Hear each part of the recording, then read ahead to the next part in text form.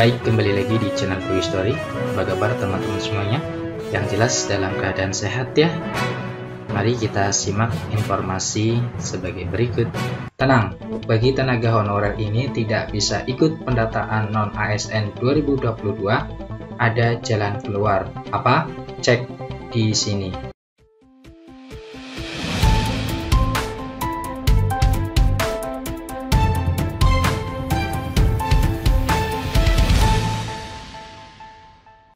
Baik, kembali lagi di channel Toy Story. Kali ini kita akan memberikan informasi update seputar tenaga honorer. Informasi ini kami kutip dari laman website beritasoloraya.com. Informasinya yaitu, tenang, bagi tenaga honorer ini tidak bisa ikut pendataan non-ASN 2022, ada jalan keluar. Apa? Cek di sini. Beritasoloraya.com, pemerintah sedang mengupayakan suatu hal dalam menghadapi penghapusan tenaga honorer pada tahun 2023 mendatang. Salah satunya adalah dengan mengadakan pendataan non-ASN 2022 yang ditunjukkan untuk seluruh tenaga honorer yang memenuhi syarat.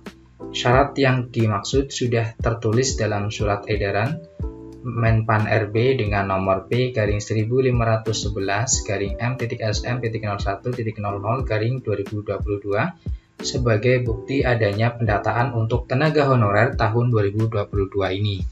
Pendataan non-ASN 2022 ini bukan bertujuan untuk mengangkat tenaga honorer menjadi pegawai non-ASN secara langsung tanpa melalui tes. Namun, dengan adanya pendataan non-ASN 2022 ini, mampu memberikan data terkait jumlah tenaga honorer yang ada di lingkungan instansi pemerintah.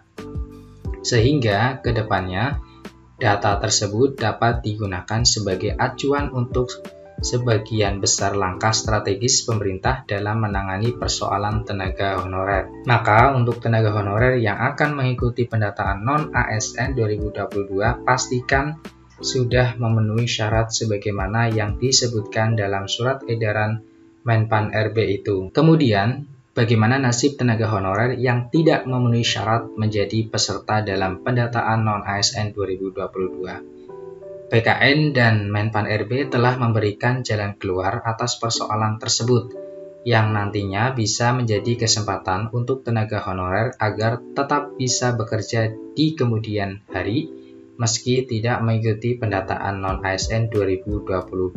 Sebab, harus dipahami bahwa meskipun pendataan non-ASN 2022 tidak bertujuan untuk mengangkat tenaga honorer menjadi pegawai ASN secara langsung, tetapi tenaga honorer berkesempatan untuk mengikuti seleksi ASN. Kemudian, mengenai tenaga honorer yang tidak bisa berpartisipasi dalam pendataan non-ASN 2022, maka akan dialihkan ke outsourcing oleh pemerintah. Hal itu bertujuan agar tenaga honorer tetap bisa melanjutkan pekerjaannya setelah status honorer kelak akan resmi dihapuskan. Maka sebelumnya harus mengetahui terlebih dahulu kategori tenaga honorer yang tidak bisa berpartisipasi dalam pendataan non-ASN 2022. Siapa saja? Simak penjelasan berikut. Yang pertama, pegawai BLUD. Yang kedua, pegawai PLUD. Yang ketiga, pembersih. 4, pengemudi. 5, penjaga. 6, posisi lain yang dibayar melalui mekanisme outsourcing. 7, karyawan yang memiliki SK kerja setelah 31 Desember 2021. 8, pegawai dengan masa kerja kurang dari 1 tahun dengan mekanisme pembayaran dari APBN. Kategori tenaga honorer tersebut akan dialihkan kepada pola perekrutan outsourcing sebagaimana disebutkan dalam surat edaran Menpan RB yang ditetapkan pada 31 Mei 2022 dengan nomor B/M.SM/02.03/2022. Dalam surat tersebut dijelaskan bahwa tenaga honorer yang bekerja melalui perusahaan outsourcing kemudian dikirim ke perusahaan yang membutuhkan. Jabatannya tetap menjadi pekerjaan outsourcing meski bekerja di sebuah instansi pemerintah.